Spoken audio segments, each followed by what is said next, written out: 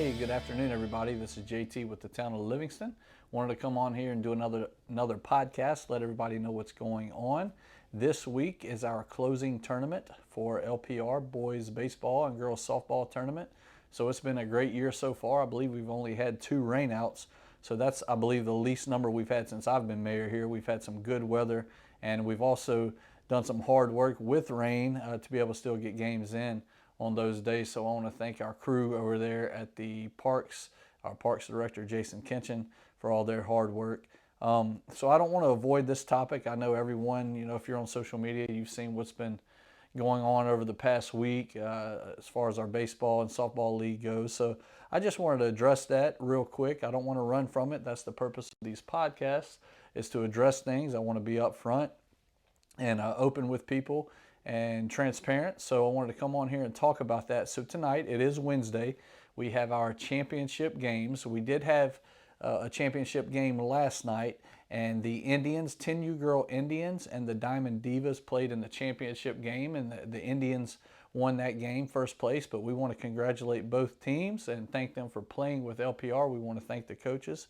So they were able to get their rings last night, and I think all the girls really enjoyed it, and the parents as well. So the whole purpose of this, and just to start from the beginning, I talked to our parks director at the beginning of the season and told him I'd like to have an end of the year tournament. So I wanted these kids to get the experience of what some of these tournament teams and kids that play travel ball get every weekend, and they get to win rings. And I know a lot of these kids that don't get to play travel ball, they see this on social media and may say, I'd like to win a ring. So we decided this year to buy rings for first and second place. It was a little cost to us, but it wasn't anything that I felt like was too much for us to do for the experience of these kids. So we decided to do a tournament. And our goal was to complete this tournament last week. But as you all know, with the terrible weather we had come through Thursday and Friday, those 2 days were rained out. So instead of us canceling the tournament, which was suggested, just go ahead and cancel it and give the first and second place teams in the league the rings, I said, no, let's not do that. Let's do what we can to fit these games in this week, get them in so these kids get to play and get to earn the ring in the tournament. So we did that. So instead, we couldn't play Monday night because of the Doyle graduation. And it was suggested by a person that we should have played on Monday night instead of Wednesday night. Should have played on the night of the Doyle graduation. But, I guess we'll just agree to disagree there. That's a once-in-a-lifetime experience for these kids and families, and I wasn't about to do that. There's 51 other Wednesdays in the year that you could go to church. And if you feel the need to go to church tonight, I don't blame you one bit. So I just wanted to get on here and address that. I want to give you all a little story, give you my background, just so those of you that do care to hear it. I know some of you don't. Some of those of you that do care to hear where my background and where I came from, and let you understand this wasn't an easy decision for me. I've told our parks director the whole year when he's doing scheduling, we're not going to play on Wednesday nights, but this is just something that we had to do. We felt like it was necessary for us to get the games in. We have a lot of people leaving for vacations this week, and we have up to 35 employees a night working these games, so it's hard for us. Even tonight, we're going to be slim. We have people leaving tomorrow for vacation, so we're just trying to get this in. So when I was younger, I have a little story for y'all. A lot of y'all know my grandfather, Delmas Taylor, so my dad's a pastor as well. Has been a pastor my whole life. My papa was a pastor. I was about 10 years old. I was playing here at LPR, and we were playing All-Stars. Kind of similar to this. It was a tournament. Typically, we didn't play on Sundays or Wednesday nights, and I respect that, and I believe in that as well.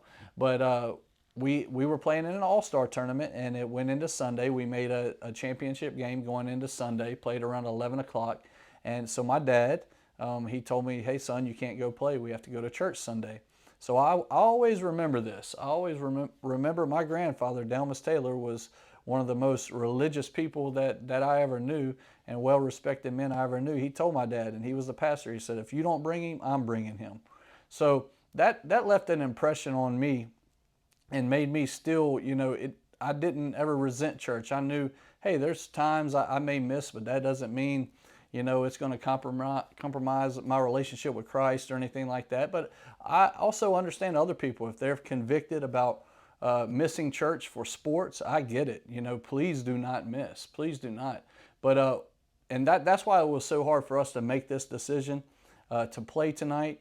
But, I talked to a few of my pastor friends about this, and this was a hard decision, and I called them, to get guidance. And I had a couple of them tell me, one of them told me, JT, we don't even have our main service on Wednesday night midweek. It's on Thursday night. Had another one say, hey, we have our services on Tuesday night. So, at the end of the day, we're going to inconvenience somebody. I know there's a lot of people that went on vacation this week. There's kids that can't play this week, and they were inconvenienced. Unfortunately, we weren't able to get the games in last week like we wanted to. We actually played last Wednesday and nothing was said. I didn't even think about that until earlier this week. Somebody brought that up and said, well, we played this past Wednesday. Not a team missed. Everybody played, and I think it was a great night. And that's just this end of the year tournament. When we try to fit things in, we're trying to cram all these games in to a week, and it's just, we only have so many hours in a day, and it's something we have to do. And it's something I believe we're going to continue to do. During the year, regular league play, we probably won't play on Wednesday night. We will do our best not to. It was just a circumstance with the weather that we had to, and we're going to play tonight. So when this came about, when we decided to play, we got an email from a coach with some concerns, and I heard those concerns and I understood them. And it reminded me, and that's why I wanted to let y'all know what we're going to be doing tonight. Back about 7 or 8 years ago, I used to do Wednesday night baseball clinics. It was free, and anybody that wanted to come, any kids that wanted to come, they came to it. We started, on some Wednesday nights doing a devotional. And we would just do a short 10 to 15 minute devotional for these kids, because most of these kids didn't go to church anyway. So I thought it was an opportunity to just at least be able to witness to them and share the word with them. And then we'd have fun playing baseball. And we had up to 70 kids that would come to that. And, my father, that's a pastor, he said, what better way than when I'm sitting over here on my Wednesday night service with maybe 10% of my congregation that usually comes on Sunday, sitting around the table doing a Bible study, and you're out, talking to 70 kids that may not ever attend church. What a great way to witness. So that's the way I looked at it. So when we got this email, that reminded me of what we used to do 7 or 8 years ago. So I called a pastor friend of mine, Brother Richard White, and I told him today I apologize for getting him in all this controversy. I didn't know it was going to be like this, and we laughed about it a little bit, but he said he was looking forward to doing it. So he's going to come tonight at 5 p.m., and I think this is something, we're trying to work with everybody, trying to accommodate everybody. And if you feel like you need to go to church tonight, please do. I don't want you to miss it. I know a lot of youth groups meet on Wednesday nights, and a lot of youth like to do that in children's church. So please, we're not asking you to miss it. But if you want to come to play tonight, your kids want to come and try to win a ring at 5 p.m. tonight at LPR, we're going to have Brother Richard White that's going to be there. Just share a message with us, 15, 20 minutes, do a devotional. We're looking forward to it. That's usually some of the best times. I know when we have National Day of Prayer, that's some of my favorite times, just to be around and fellowship with people. And so we're going to be able to do that tonight. Even if you're not playing, if you just want to come join us and fellowship with the community, with our players here, our parents, we're going to be there at 5 p.m. under the pavilion in between field A and D. So we invite any teams that are coming tonight, even if you play a little later, if you could get there at 5 o'clock. Just to hear Brother Richard and what he's got to say. We want to thank him for coming. He's always up for anything I call him for. So he pastors Redeemer Church here off of Red Oak, which was the old Doyle Baptist off of Red Oak. Great pastor, great friend of mine. So I thank him for coming, being able to maybe share with people that may not attend church. And so it's just something I felt like it was necessary to do, and it was brought to my attention. It is a Wednesday night. I understand it. I get it. And we wanted to offer this opportunity for those that may have to miss church tonight this unfortunately we have to play tonight and to miss these games. So maybe they could join us tonight and hear Brother Richard. So we want to thank him. So hopefully we have a great end of the year. Last night everything runs smoothly and our kids play great, and we pray for no injuries and everybody have a great time. And we want to thank all the coaches, like I always do, for coaching with us. We couldn't do it without you. Thank you, parents, for bringing your kids over here to play at LPR. So it's been a great year, and we'll be giving out the rings tonight to the kids, the first and second place teams. Moving on, so we have new playground equipment that we are looking at possibly placing over at Circle Drive Park. I will be putting it on the agenda coming up next month. So I was at a park over in West Baton Rouge a couple weeks ago with my son's baseball team. He plays travel ball, and we were over there, and I saw some playground equipment that I thought would be really neat to have here in town. So I made a call to the parks director of West Baton Rouge, and he gave me the vendor's name that did this, and we got a very good price on this. The prices we've gotten in the past, up to $500,000 to do one section, just wasn't affordable. But we feel like we may be able to do this, so I'm gonna bring it to my council and see if there's a way we could finance this and get our kids some new playground equipment. We have so many kids over there daily playing on the equipment, and I know it's run down and old. The newest piece of equipment over there was put in 2007, and I'll go back, that's when the rec district tax was passed in 2007, and then in 17 it was voted back down.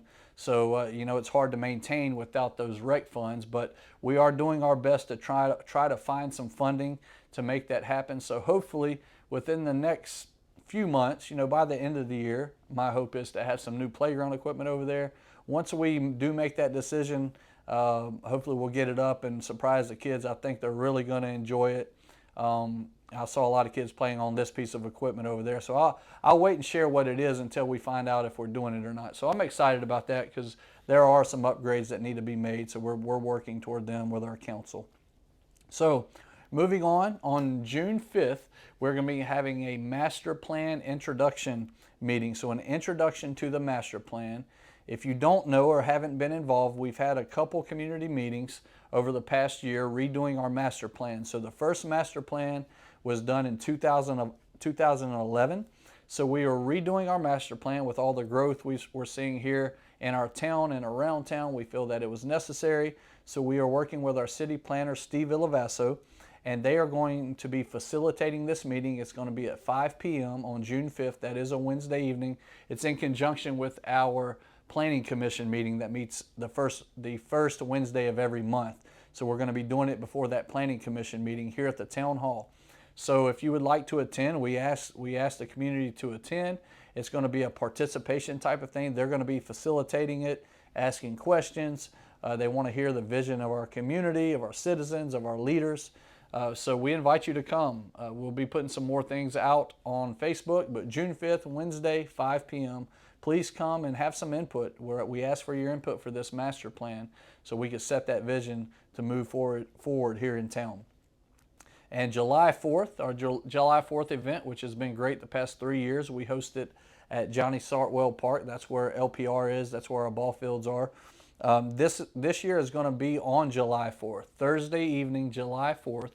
And we typically try to have this on the weekend, but with both weekends before and after, we had staff, myself, we have things going on, people going on vacation.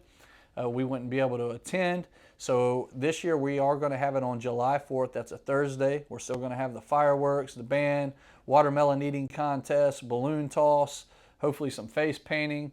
It's going to be a great time. It has been the past several years. We have hundreds, if not thousands. I know there's been years we believe we've had over 2,000 people in attendance. So July 4th, Thursday, we will be having our 4th of July event. We'll be putting some more information on that as far as the time, the start times, and we don't have all of that nailed down, but it will be on July 4th, Thursday, so we hope you can attend. And last but not least, our military banners. I spoke with the Blue Star Mothers yesterday, and the military banners are being printed. I believe we reached our goal of 25, so we have our pole brackets ready to go. So they are being printed, and we hope to have these at the beginning of June and hope to start putting them up at the beginning mid-June. You'll start seeing military banners around town. So if you didn't get a chance to order a banner this year, next year we're going to do it again. So we'll have the 25 we have this year, and then we'll open it back up to anybody else. So we're looking forward to putting these up. I think it's going to be a really neat thing. I'm looking forward to see who purchased banners. So we will have them all around town. So I don't have anything else. I'll just say I'm looking forward to tonight, the championship games and our Talk of the Town tournament. And hopefully everyone can attend.